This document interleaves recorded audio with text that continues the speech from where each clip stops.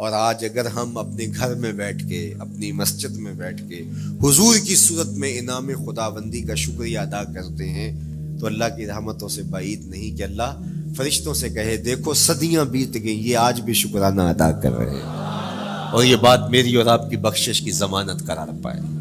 تو حضور کی صورت میں جو انعام ہوا، حضرت حسان بن ثابت اکثر کہا کرتے تھے منا علینا ربنا ام بعث فینا محمدا، ہمارے رب نے ہمارے اوپر احسان کر دیا ہے کہ محمد عربی عطا کر دی ہے۔ ساری زندگی سجدے میں سر رکھ کے شکر ادا کرتے رہیں، حق شکر پھر بھی ادا نہ ہو۔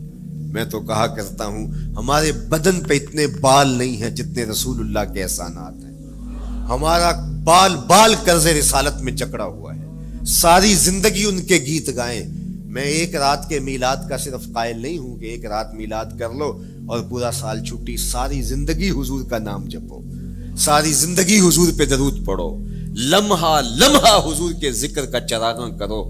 صرف اپنے گھروں میں، اپنی چہار دیواریوں میں اور اپنے بازاروں میں جھنڈیاں ہی نہ لگاؤ، بلکہ دل کے ایک ایک فرد پہ نام محمد کی جھنڈی لگاؤ۔ صرف منڈیروں پہ چراغاں ہی نہ کرو، بلکہ دل کی اندھیر گلیوں میں بھی حضور کے نام کا چراغاں کرو، اندر بھی روشنی ہو باہر بھی روشنی ہو۔ حضور پہ درود پڑھو، حضور کا ذکر کرو، اپنے بچوں کو بٹھا کر کے حضور کے قصیدے سناؤ، حضور کی شانیں سناؤ، حضور کی سیرت بتاؤ انہیں۔ اپنے گھر کے ماحول کے اندر، اپنی مسجد میں، اپنی گلی میں، اپنے دوستوں میں حضور کا ذکر کرو۔ دوستوں آپس میں بیٹھو تو کہو یار اللہ کا کتنا کرم ہو گیا کہ اللہ نے ہمیں حضور عطا کر دیا۔ دوستوں میں بیٹھے جب یوں بات کرو گے تو اللہ کی رحمتیں کس قدر تمہارے اوپر برسے گی۔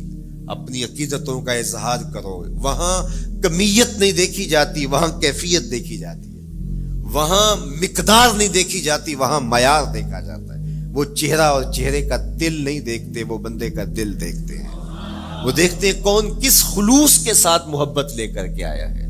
اور جس کی آنکھوں نے جمال محمد عربی دیکھا ہے وہ اپنے مقدر پہ ناز کیوں نہ کرے۔ تو کہا لوگو آؤ اس وقت روئے زمین پہ میرے علاوہ کوئی نہیں جس نے حضور کو دیکھا ہو، آؤ مجھ سے حضور کی باتیں سنو۔ لوگ جمع ہو گئے اور کہا صف لنا رسول اللہ، تم نے حضور کو دیکھا ہے تو بتاؤ حضور کیسے تھے۔ تو حضرت ابو طفیل نے 3 لفظوں میں میرے حضور کا حلیہ بیان کیا، یاد کر لو۔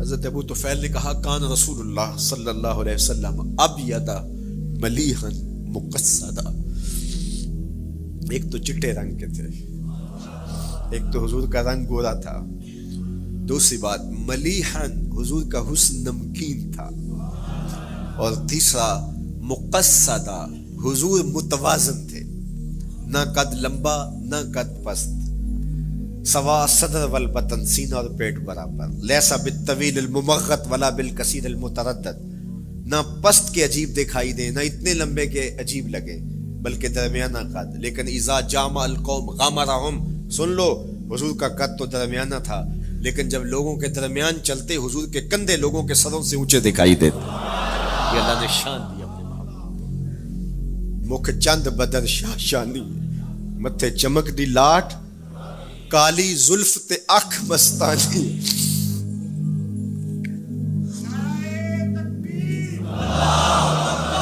کالی زلف تے اکھ مستانی ہے، مخمور رکھی ہمت بھری۔ میں آپ کو مدینے کی گلی میں لے جانا چاہتا تھا کہ حضور علیہ السلام کی جب آمد ہوئی تو اہل مدینہ نے کس طرح جلوس نکالا، وہ عقیدتوں کے کیا رنگ تھے، لیکن وقت سمٹ گیا۔ لیکن اتنا سن لو کہ جب حضور تشریف لائے تو جنوبی سمت سے حضور آئے تھے۔ جب انہوں نے دیکھا نا تو اچانک ودا کے پہاڑوں کی اوٹ سے حضور دکھائی دیے، تو سیاہ پہاڑ ہیں، تو ان سے جب حضور کا چمکتا ہوا چہرہ دکھا نا تو بے ساختہ انہوں نے کہا طلع البدر علینا، وہ دیکھو چاند چڑھ گیا ہے، طلع البدر علینا، وہ دیکھو چاند چڑھ گیا۔ یہ شاعری خود بخود ہوتی ہے، خود بخود ترتیب، ایک ہوتی ہے آورد، ایک ہوتی ہے آمد، یہ آمد ہے۔ طلع البدر، وہ دیکھو چاند چڑھ گیا۔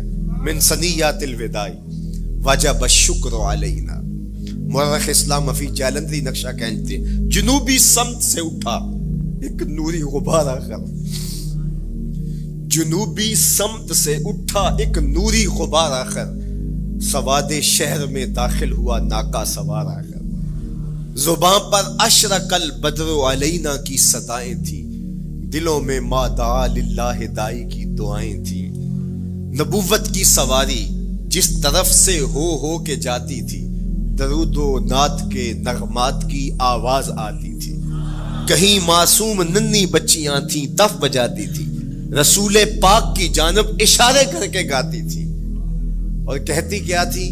ہم ہیں بچیاں نجار کے عالی گھرانے کی، خوشی ہے آمنہ کے لال کے تشریف لانا، خوشی ہے آمنہ کے لال کے، عجیب رنگ بکھرے ہوئے تھے۔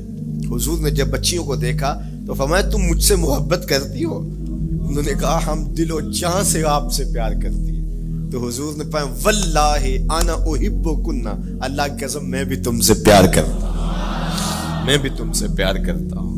لوگ گھروں کو سجائے بیٹھے، ہلم الینا یا رسول اللہ الی العدد والعدۃ والمنع، حضور آ جاؤ نا، آ جاؤ، ہمارے پاس اسلحے بھی ہیں، کسی نے حملہ کیا توڑ کے رکھ دیں گے، ہمارے بڑے بڑے گھر ہیں، مہمان آئے سنبھال لیں گے، رک جاؤ نا ہمارے گھر۔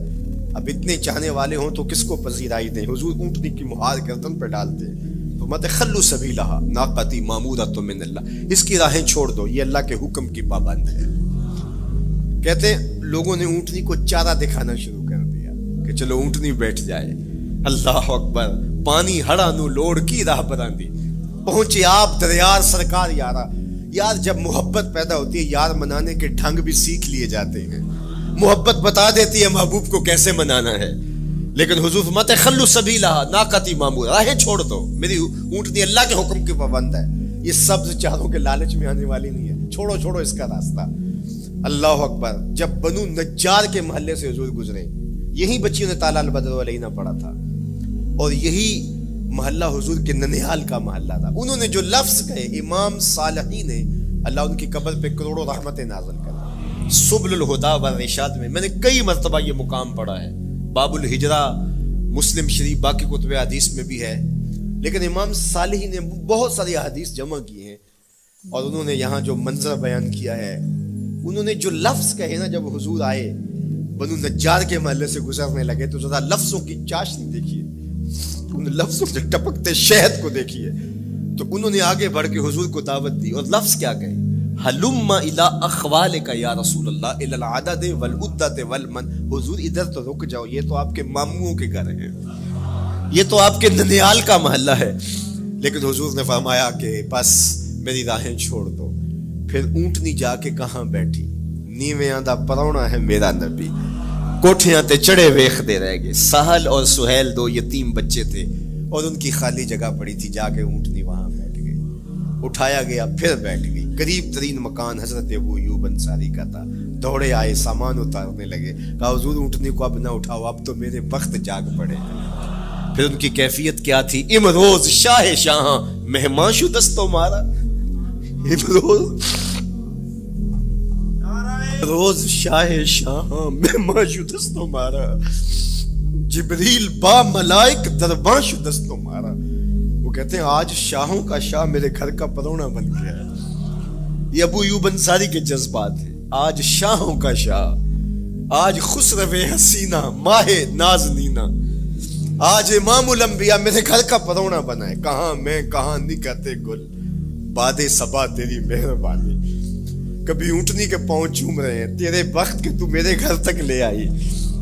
تو کہا امروز شاہ شاہاں مہمان شو دستو مارا، آج شاہوں کا شاہ میرے گھر کا مہمان ہے۔ پھر آگے کیا کہتے ہیں؟ جبریل با ملائک درباں شو دستو مارا، لوگوں جبریل کو دیکھو، آج میرے گھر کا پہرا دے رہا ہے، آج میرے گھر کا چوکی دار بنا ہوا ہے، کیونکہ میرے گھر میں حضور ٹھہرے ہوئے۔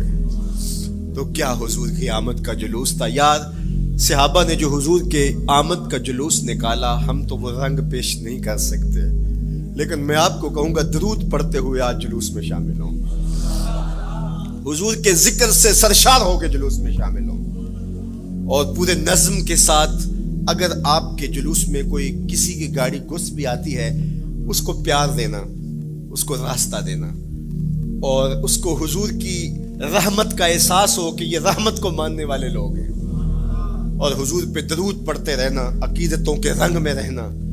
امید ہے کہ جس طرح حضور نے ان بچیوں سے کہا جو حضور کے جلوس میں شامل تھیں کہ کیا تم مجھ سے محبت کرتی ہو، تو انہوں نے کہا جی جی، ہم اسی لیے تو آپ کے قصیدے پڑھ رہی ہیں۔ تو حضور نے فرمایا واللہ میں بھی آپ سے محبت کرتا ہوں۔ تو ملنے پہ وہ خوش ہو جاتا ہے، اور اگر رحمت للعالمین مل جائے تو پھر اس کی خوشی کا عالم کیا ہو، پھر اس کی مسرت کی کیفیت کیا ہو۔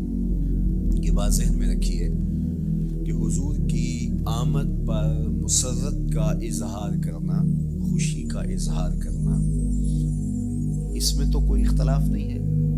امت کا کوئی بھی طبقہ اس کا انکار نہیں کرتا کہ یہ خوشی کی بات نہیں ہے، خوشی کی بات ہے۔ ہر دور میں اور ہر علاقے کے اپنے اظہار کے سلیقے ہوتے ہیں اور طریقے ہوتے ہیں۔ اگر وہ شریعت کے مزاج سے متصادم نہ ہوں تو ان کو اختیار کرنے میں کوئی حرج نہیں ہے۔ پھر مرور زمانہ کے ساتھ بدلتے ہوئے تقاضے ہوتے ہیں۔ کسی زمانے میں تلواروں کے ساتھ، تیروں کے ساتھ لڑائی ہوتی تھی اور وہ جہاد اسلامی قرار پاتا تھا۔ آج کی لڑائی میزائلوں کے ساتھ اور ٹینکوں کے ساتھ ہے، اور یہ بھی جہاد اسلامی قرار پاتا ہے۔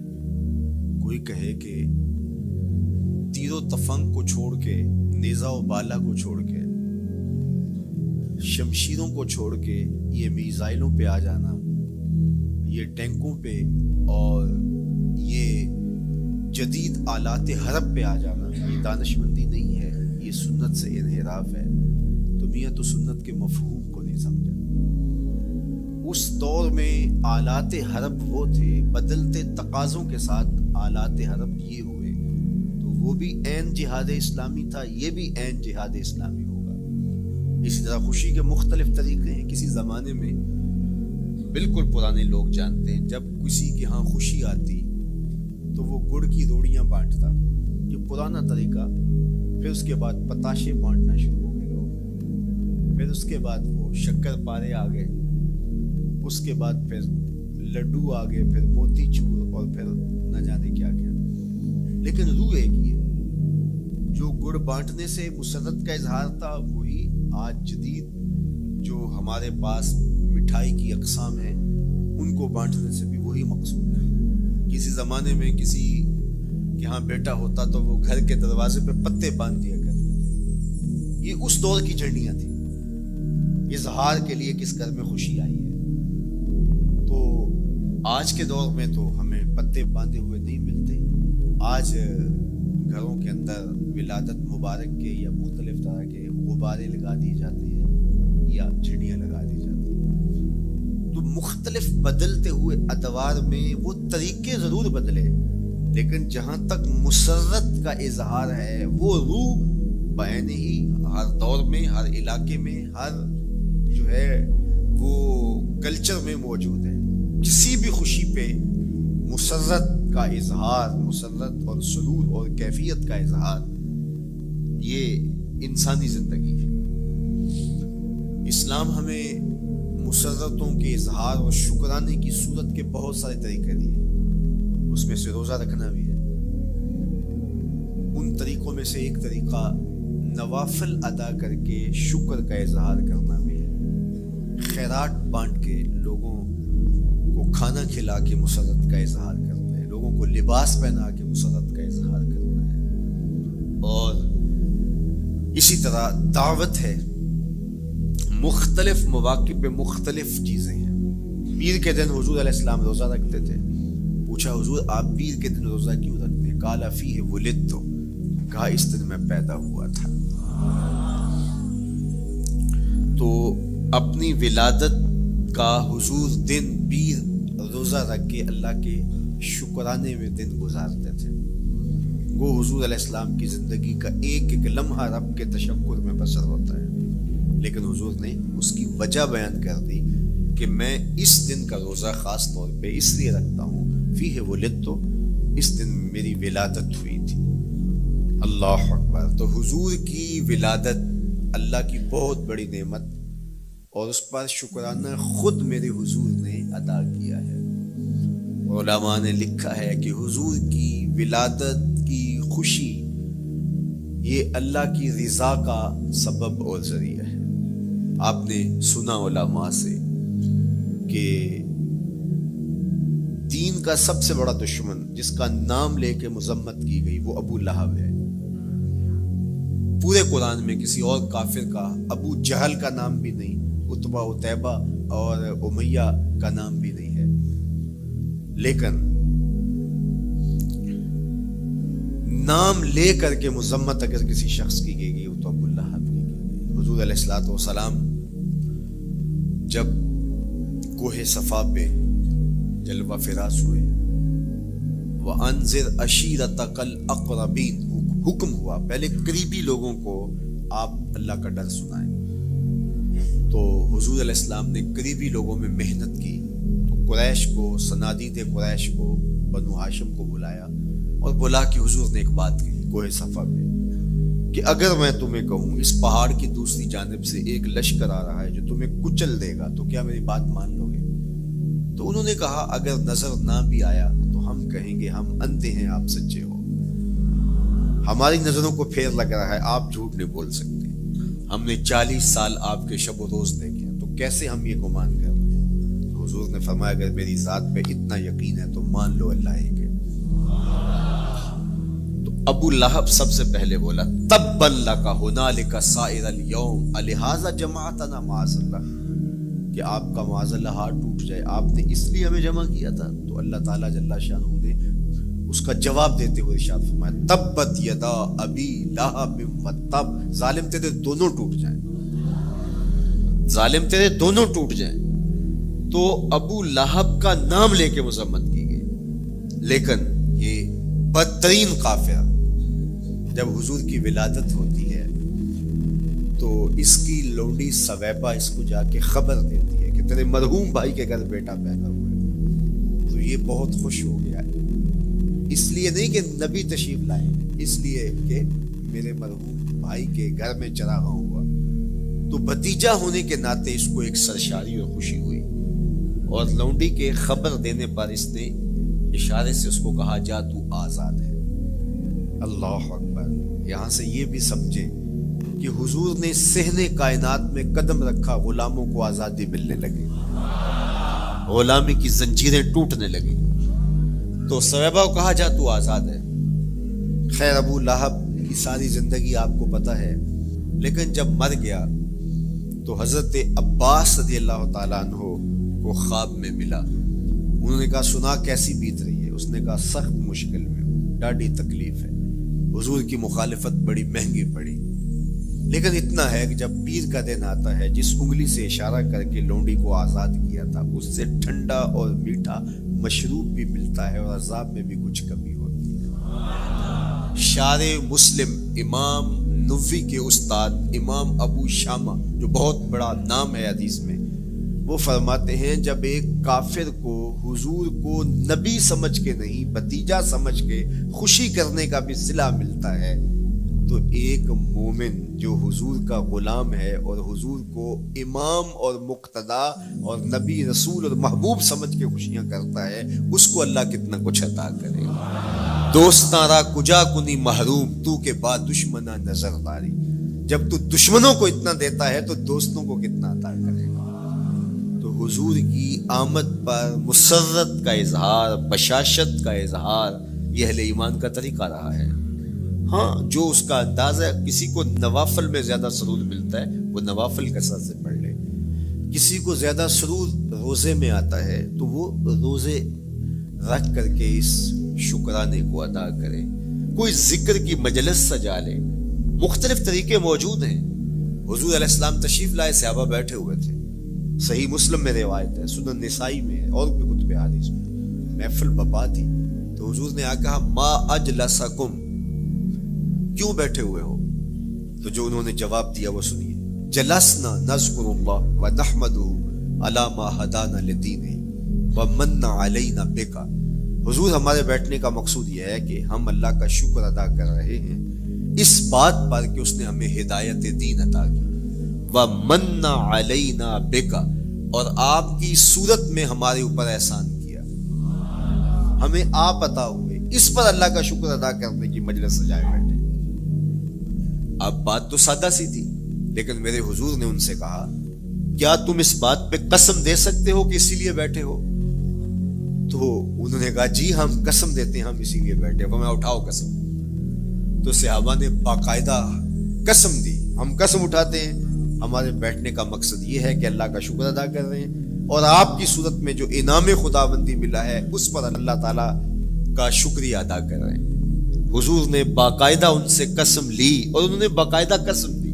اب صحابہ کو حیرت تو تھی کہ یہ موقع قسم کا تو نہیں تھا، لیکن حضور نے قسم لی ہے، کیوں؟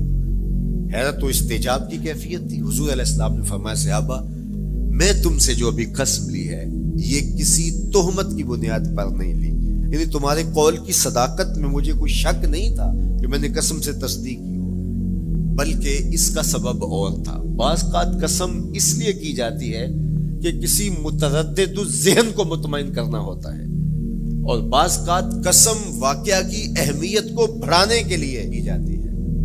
کوئی بندہ کہہ رہا ہے کہ جناب فلاں صاحب آ رہے ہیں ہمارے گھر میں، مہمان آ رہے ہیں، تو گھر کے اچھا کہتا ہاں قسم اللہ کی، تو اس کا یہ مطلب نہیں کہ اس کے شک ہوتا ہے، اس کی خوشی اور اس کی مسرت کے اظہار کو بڑھانے کے لیے وہ کہتا ہے کہ ہمارے گھر کے اندر آج فلاں آ رہا ہے، تو وہ کہتا اچھا کہتا ہاں ہاں قسم اللہ کی وہ آ رہا ہے۔ تو یہ متردد کا شک دور کرنے کے لیے قسم نہیں ہے، یہ بلکہ اس کی خوشی اور سرشاری کو پختہ کرنے کے لیے ہے۔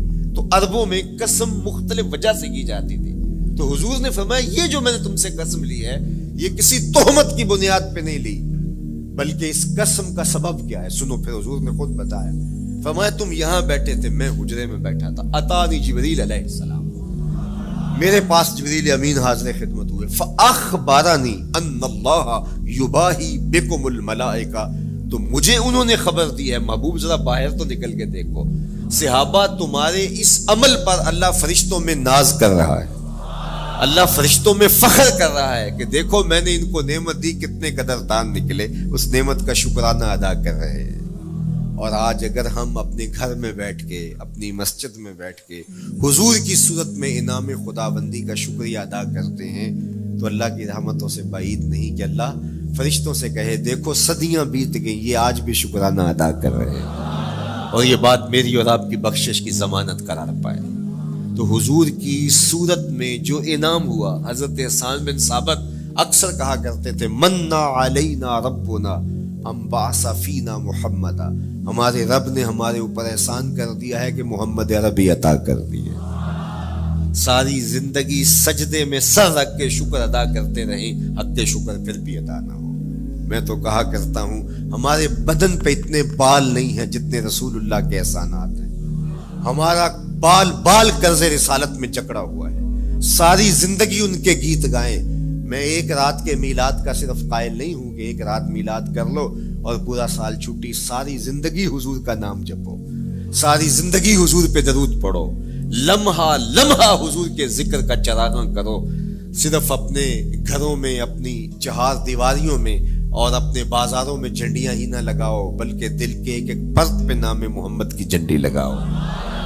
صرف منڈیروں پہ چراغاں ہی نہ کرو، بلکہ دل کی اندھیر گلیوں میں بھی حضور کے نام کا چراغاں کرو، اندر بھی روشنی ہو باہر بھی روشنی ہو، حضور پہ درود پڑھو، حضور کا ذکر کرو، اپنے بچوں کو بٹھا کر کے حضور کے قصیدے سناؤ، حضور کی شانیں سناؤ، حضور کی سیرت بتاؤ انہیں، اپنے گھر کے ماحول کے اندر، اپنی مسجد میں، اپنی گلی میں، اپنے دوستوں میں حضور کا ذکر کرو۔ دوستوں آپس میں بیٹھو تو کہو یار اللہ کا کتنا کرم ہو گیا کہ اللہ نے ہمیں حضور عطا کر دیا۔ دوستوں میں بیٹھے جب یوں بات کرو گے تو اللہ کی رحمتیں کس قدر تمہارے اوپر برسے گی۔ اپنی عقیدتوں کا اظہار کرو، وہاں کمیت نہیں دیکھی جاتی، وہاں کیفیت دیکھی جاتی ہے، وہاں مقدار نہیں دیکھی جاتی، وہاں معیار دیکھا جاتا ہے۔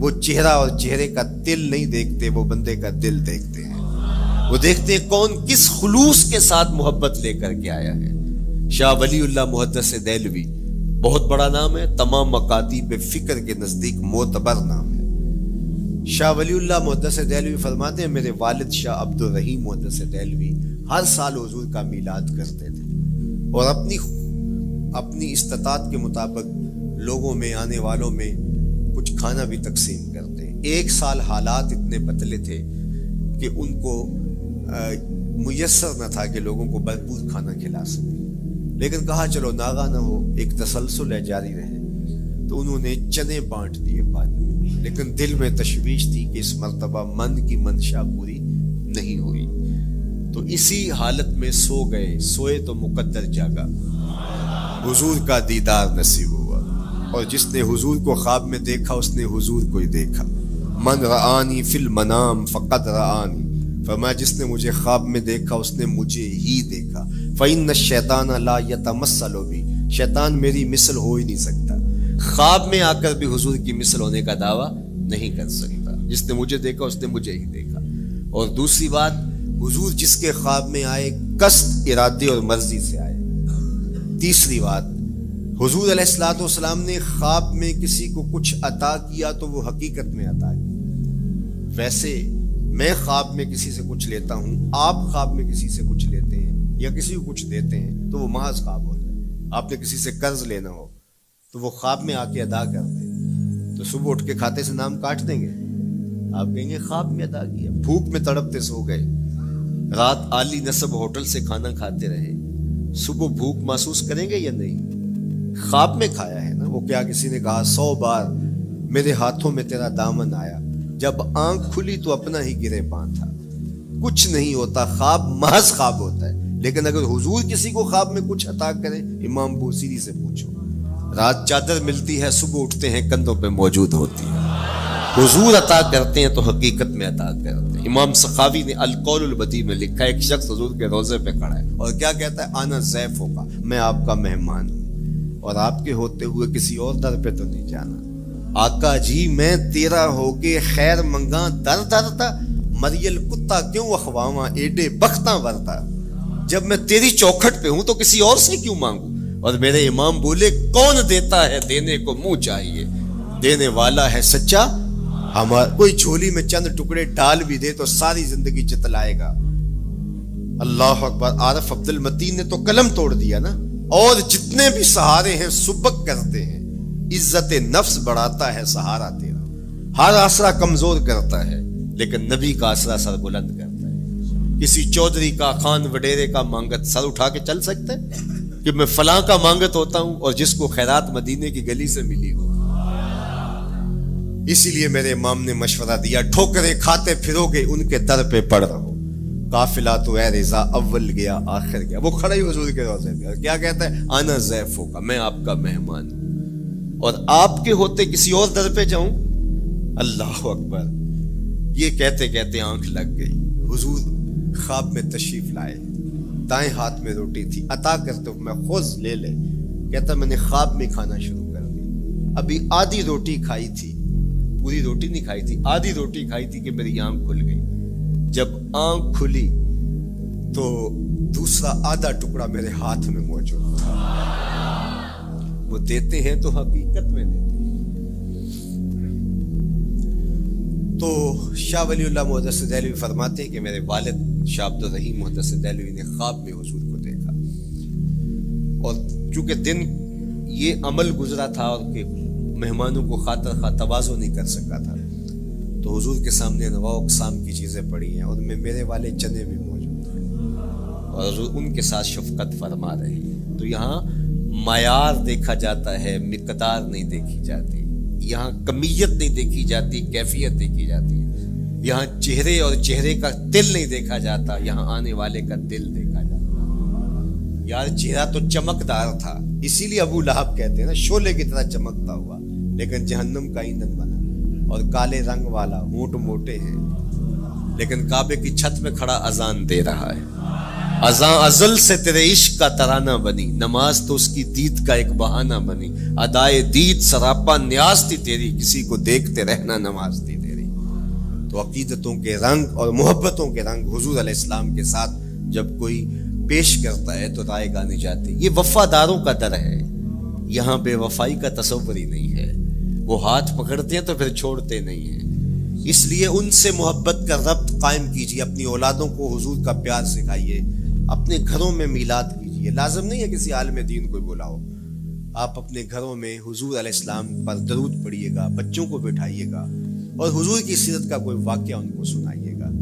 صحابہ اپنے بچوں کو بٹھا کر کے حضور کی سیرت بتایا کرتے تھے, حضور کا نقشہ بتایا کرتے تھے, حضور کے شمائل ذکر کیا کرتے تھے. اور کوئی صحابی ملتا تو تابعین جمع ہو جایا کرتے تھے اور اسے پوچھتے تھے اچھا بتاؤ حضور کی صورت کیسی تھی, زلفیں کیسی تھی. یہی میلاد ہے نا. میلاد میں حضور کے فضائل کا ذکر ہوتا ہے, شمائل کا ذکر ہوتا ہے, خصائل کا ذکر ہوتا ہے. اور موسم حج کا ہے. ایک اونچے ٹیلے پہ حضرت سیدنا ابو طفیل چڑھ گئے. یہ آخری صحابیاں ہیں, اس کے بعد کوئی صحابی نہیں. آخر میں سب سے آخر میں فوت ہوئے 110 ہجری میں, حضور کے وصال کے 100 سال بعد تک زندہ رہے. اونچے ٹیلے پہ چڑھ گئے اور لوگوں کو کہا لوگوں آؤ, اس وقت روئے زمین پہ میرے علاوہ کوئی نہیں جس نے حضور کو دیکھا, بس انہی آنکھوں نے حضور کو دیکھا ہے. کیا ناز ہے. میرے ایک استاد ہوتے تھے سر محمد علی حاشر, اللہ ان کی قبر پہ رحمت نازل کرے. تو وہ بڑے بڑے مشاہیر اہل سخن سے ملے تھے تو وہ بات کرتے تھے. میں مولانا ظفر علی خان کا مصاحب رہا ہوں, میں نے اقبال کو دیکھا ہے.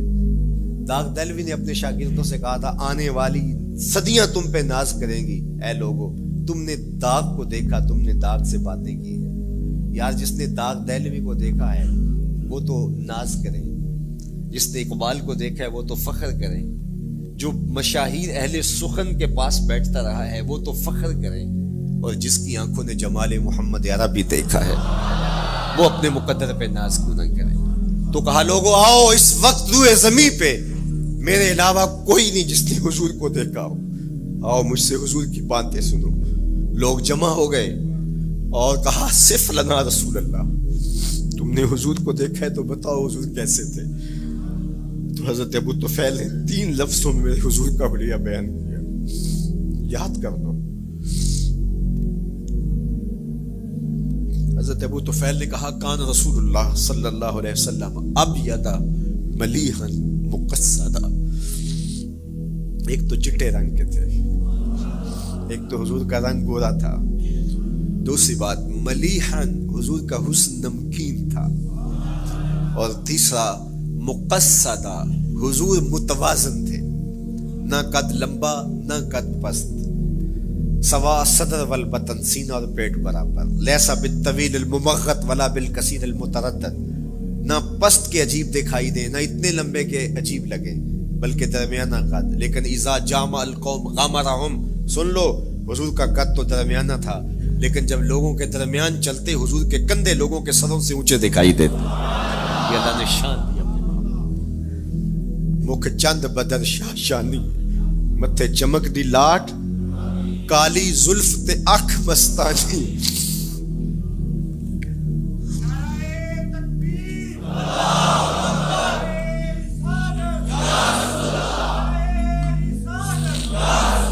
کالی زلف تے اکھ مستانی ہے, مخمو رکھی ہن مد بھریاں.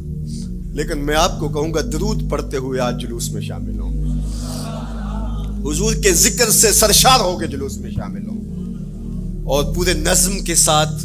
اگر آپ کے جلوس میں کوئی کسی کی گاڑی گھس بھی آتی ہے اس کو پیار دینا, اس کو راستہ دینا, اور اس کو حضور کی رحمت کا احساس ہو کہ یہ رحمت کو ماننے والے لوگ ہیں, اور حضور پہ درود پڑھتے رہنا, عقیدتوں کے رنگ میں رہنا.